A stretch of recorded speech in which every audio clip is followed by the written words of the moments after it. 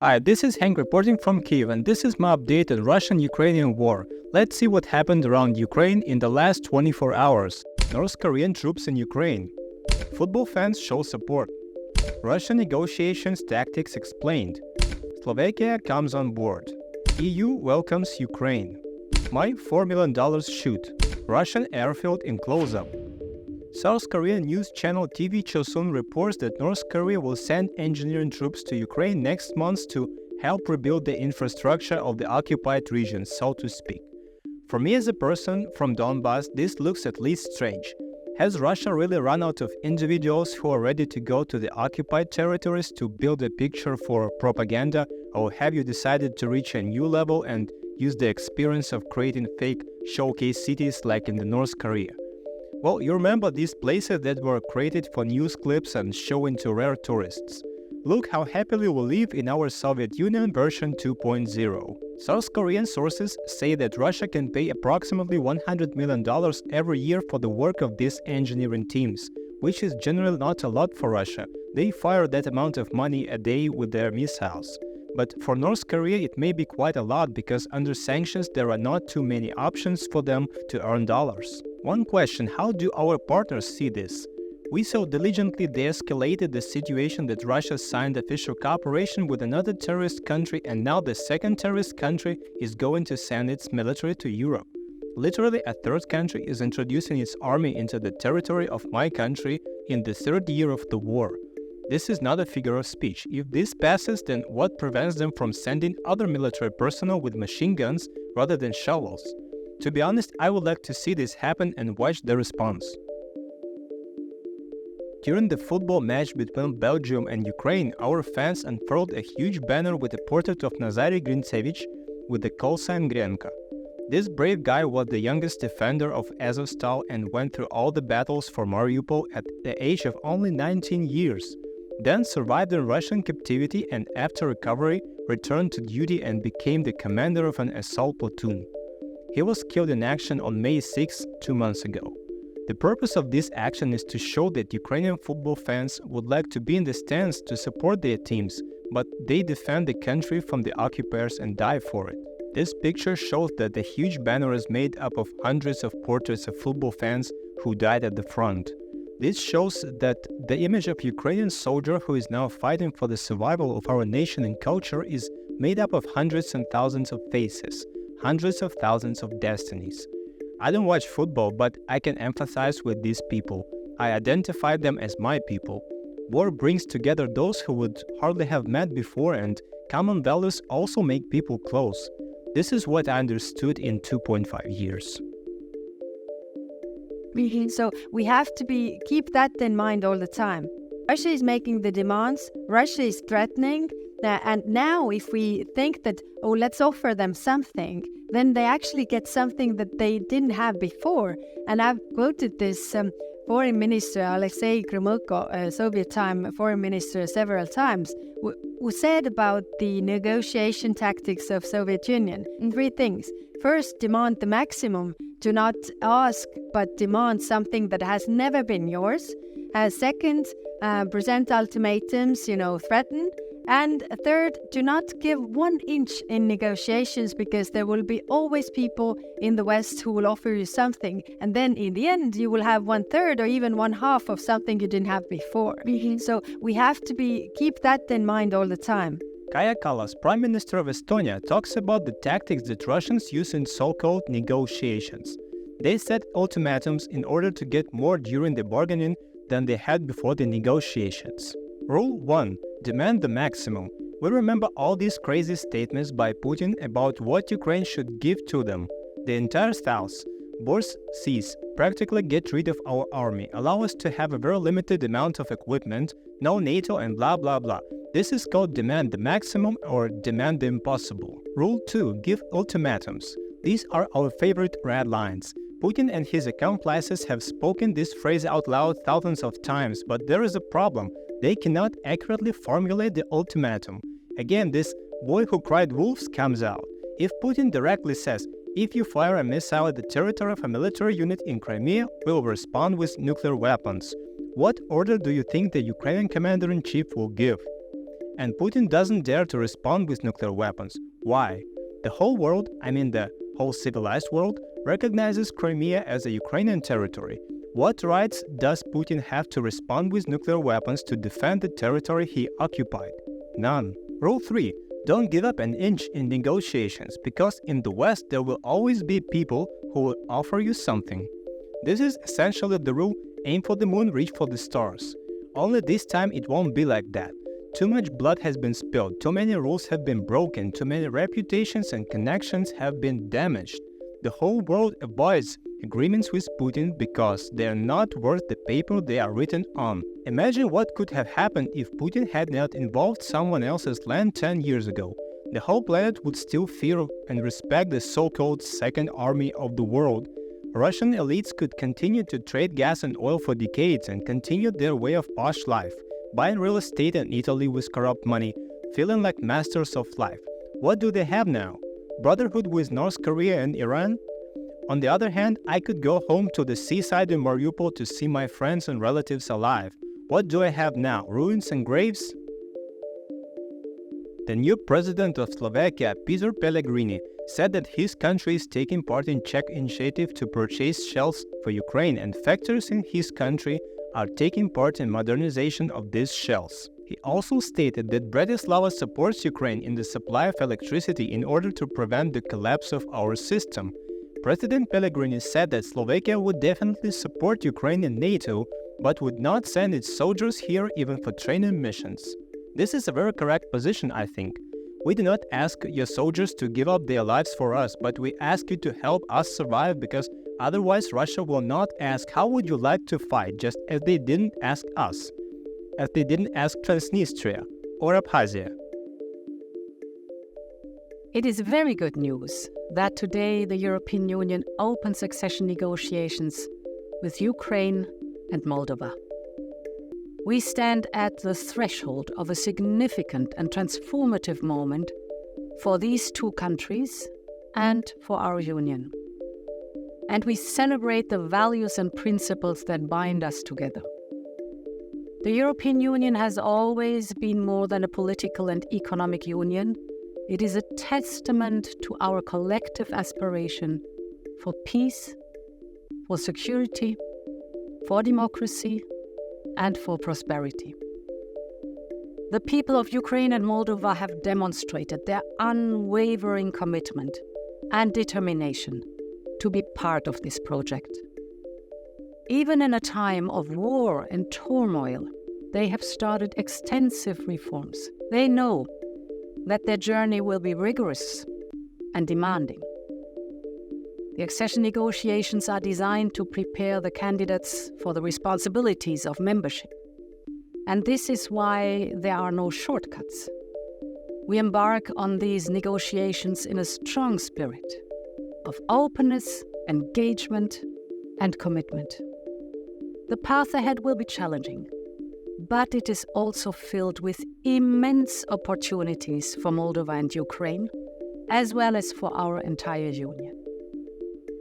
Together, we can forge a larger, more dynamic, and forward-looking Europe. So I wish you a very successful start of the accession negotiations. Thank you very much. This is wonderful news for me and many people in Ukraine. Now, this is not a big victory or some kind of triumph, but this is hope. We have taken another step towards EU membership. Yes, I understand that there are countries that have had EU candidate status for decades and during this time have not been able to get closer to full membership, such as Turkey. Or they lose their candidate status like Georgia after all the pro-Russian changes in their legislation. For me, the fact that we are a candidate for the EU means reforms, which my country needs so much. I want to see new laws, I want to see the fight against corruption, I want to see the eradication of useless rules that have not changed since the Soviet Union. Do you know what our state looks like to me as a Ukrainian? We have a huge number of young and gifted people, talented IT specialists, engineers, doctors, cultural figures and athletes. People who move us forward like a train. Let's name 5 things I like the most here. Freedom. I understand that here I can be myself. This doesn't mean everyone to be liked by everyone, but it allows me to think and say what I want. Having the opportunity to do this doesn't mean necessarily doing it. Freedom is a very broad concept, but here I definitely feel like a free person. Food. In Ukraine, you will find any food of high quality, from the richest national cuisine, which became so because of the beautiful black soil and favorable location of the country, simply an agricultural paradise, to exotic cuisine from any country in the world. We have any food, and it's so funny that here in the restaurant, you can order Ukrainian borscht and Japanese sushi and Uzbek pilaf and classic American T-bone steak and take Australian Marlboro wine with it all in one place. People. Most often they will tell you that Ukrainians are cheerful and open people. It's true that most of our people are friendly and ready to help. Yeah, like everywhere there will be exceptions, but I really love our people and I feel comfortable here. Ukrainian humor is a separate thing. We were almost killed by a missile this morning. Here are 10 new memes about deaths on missiles. Oh, and yes, there are beautiful girls here. Nature. I dream that the war will end, we will be able to establish tourism again. There are so many beautiful places here. Unfortunately, Russians destroyed many things like Stanislav Canyon in Kherson region or those beautiful pink lakes in the south. They say that Russians brought military equipment there and the reserve has suffered greatly.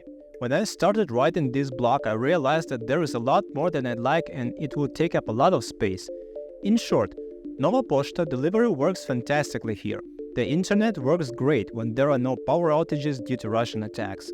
Taxis work well in Kyiv. Booking of cool apartments through Airbnb works. All types of IT, high-quality medicine and stomatologic services and much, much more. And here is the second part, the dark side.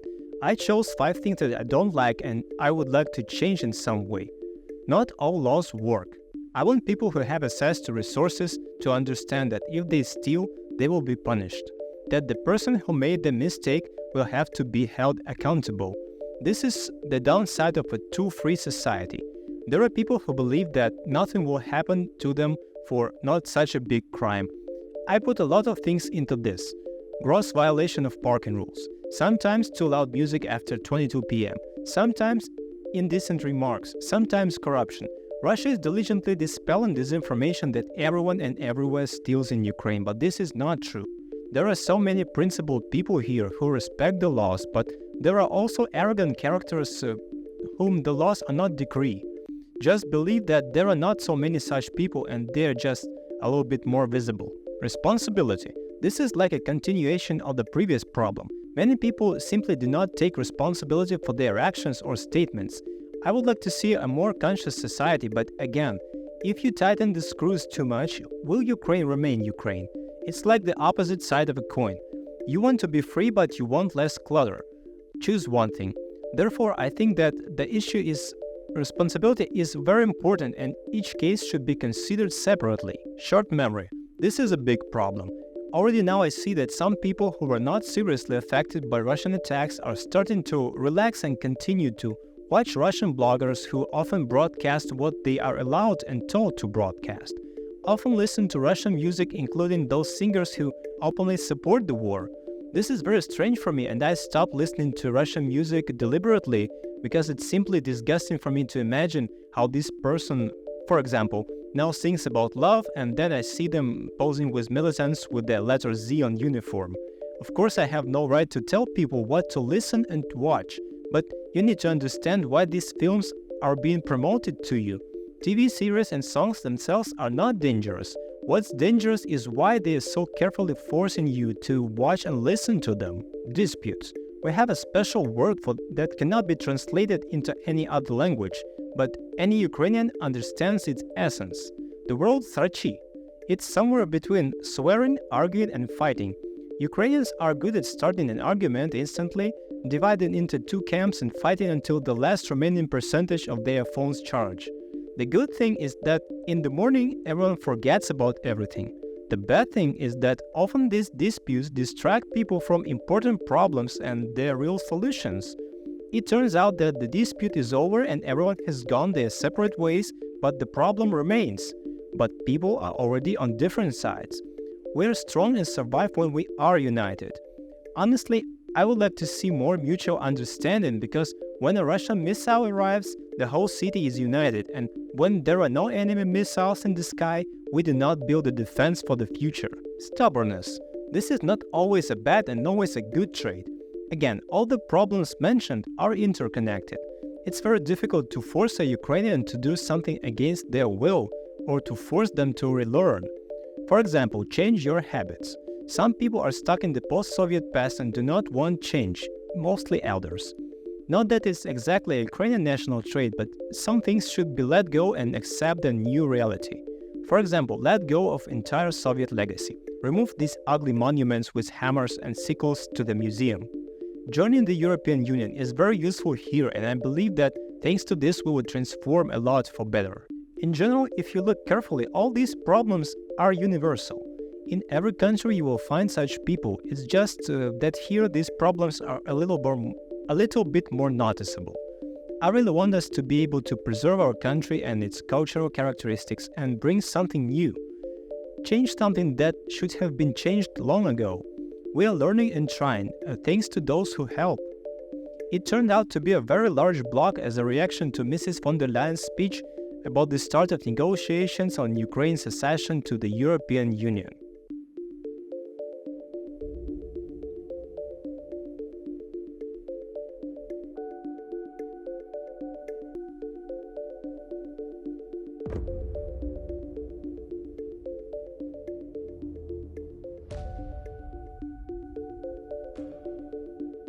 I want to brag a little because I'm really happy with the result. I filmed these guys, and you just watched a video with a report on a closed fundraiser for the purchase of 1,000 American night vision goggles worth $4 million. This video was edited by the foundation of Serhiy Prytula, a famous Ukrainian volunteer who concludes fantastic contracts. For example, in 2022, we raised money throughout his foundation to purchase a real satellite that provides our intelligence service with high-quality images from above. You probably heard this news 2 years ago. I'm really very pleased with this shoot. Just look at the character. This photo could be on the cover of a computer game about the war. This man is from one of the top special forces unit. You hear about them on the news, but you never know who they are. These people don't take pictures without a mask. We talk between takes, and it raised my morale when I see what worthy people are protecting us. They are very calm, polite, and interesting to talk to on various topics. I also donated my own money for this fundraiser, and I did the shooting for free, of course, and I'm very pleased with how everything turned out. This video is unique. Atish agents, about whom I talk from time to time, filmed the Russian military airfield in Closeup. As you understand, an ordinary person with a smartphone will not be able to simply enter the territory of bombers during the war and film them at arm's length. These are Su-34 aircrafts that fire missiles at us. It's very strange for me to look at them when I understand that at 3 in the morning, perhaps this particular plane will fire a rocket that will fly directly into my house. It's like some kind of twisted virtual reality game without the ability to save. The brave agents of Atish passed on the coordinates and other valuable information to our intelligence services. On the map you see the location of this airfield called Baltimore. By the way, why is Baltimore? Russians stole American city's name, and here on the map you can see its location relative to Ukraine. Secret agents say that unpleasant surprises await Russians at this airfield. Let's wait, and then I'll shoot a news story and leave a link to this video. I missed 2 days and didn't make any videos because I was somewhere between hospitals and blackouts, but I saved some news during this time for future videos. In general, I see that the dynamics are as follows. Our partners and future partners are consolidating. Russia is increasingly desperate to change at least something on the fronts. The war has become positional, and it's not yet known when this will change. The parties are exhausted but are not going to give up. Because we do not have such an opportunity, or we will simply all die. And Russians because Putin still believes in the possibility of occupying us. Tonight there will be important debates that will also affect our future in one way or another. I don't know much about American politics, and of course I don't have the right to say which one of the presidents of a foreign country I like or don't like. It's simply not my business. I just hope that we can count on such an important ally in the future, especially when North Korea, which has long been an ideological opponent of the US, decided that they could just send their soldiers to my country. Thanks for watching this. This was my update on the Russian-Ukrainian war for day number 855. Take care and see you tomorrow.